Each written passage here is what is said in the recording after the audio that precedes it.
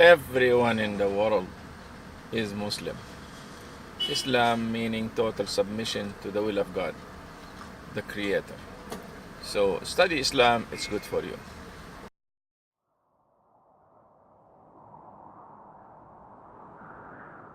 I never aspired to be a Muslim. I didn't even want to be a Christian. The whole concept of organized religion was distasteful.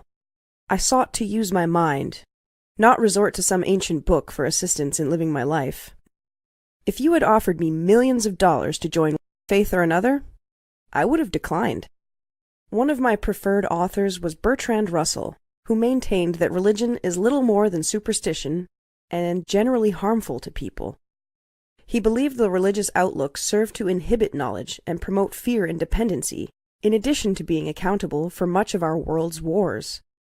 I remember laughing out loud while reading Hey, Is That You, God? By Dr. Pascal, in which he derided the concept of God through satirical dialogue. It all seemed so logical. Thinkers like us were surely above religious devotees, I thought smugly. I wanted to systematically prove religions were no more than a hoax. I purposefully set out to do just that. Yet, here I am, Muslim. Sure, I made the declaration of faith, but the choice I had was really no choice at all.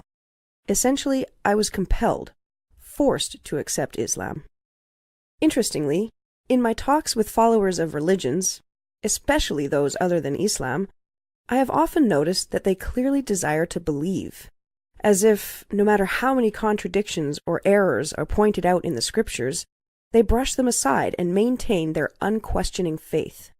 Rarely do I ever find that the scriptures themselves convinced them, but rather they decided to have faith, and then the studies began after that decision, if at all.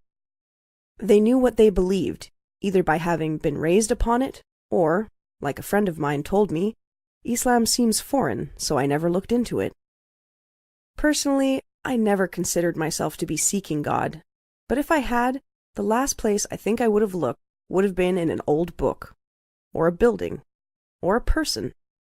In actuality, this notion was not built on hard facts. It was an assumption. I had no evidence.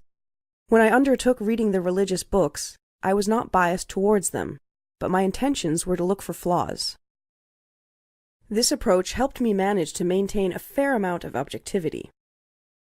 My paperback translation of the Quran had been acquired for free.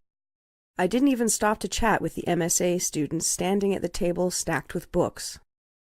I asked, "Is it free?" When they replied, "Yes," I grabbed one and continued on my way. I had no interest in them, only the free book to assist me in accomplishing my goal of debasing religions once and for all. But as I read that Quran, as its cover became worn and its pages tattered, I became more and more subdued. It was distinct from the other religious books I had also collected. I could understand it easily. It was clear.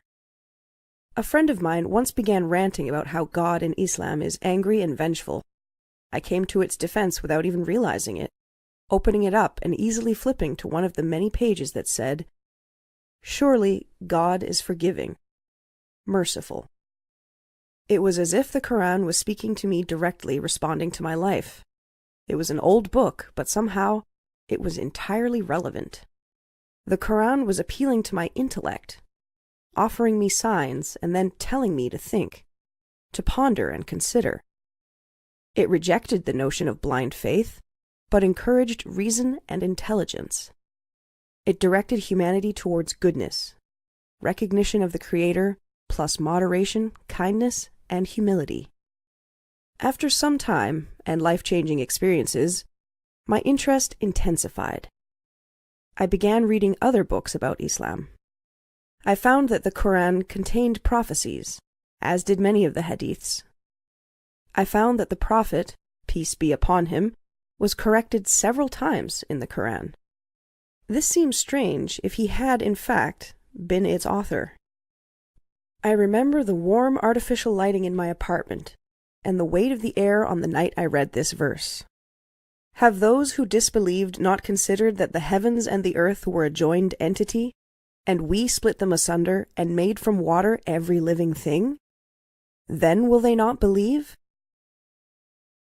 My mind was split when I read this. It was the Big Bang.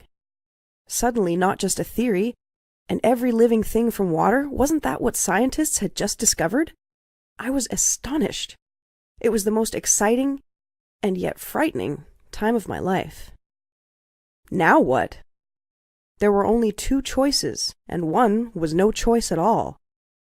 I could not deny what I had discovered, ignoring it and going on with my life as before, though I did consider it briefly. That left only one option. I knew I had to accept Islam, because the only alternative was denying truth.